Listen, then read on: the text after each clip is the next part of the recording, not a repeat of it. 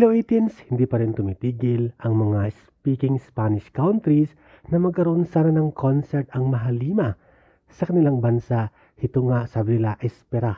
It means mag-antay sila o maghintay sila sa concert ng Mahalima. Kahit kansilado na ang 3 bansa sa Asia ng concert, ay hindi sila nawala ng pag-asa.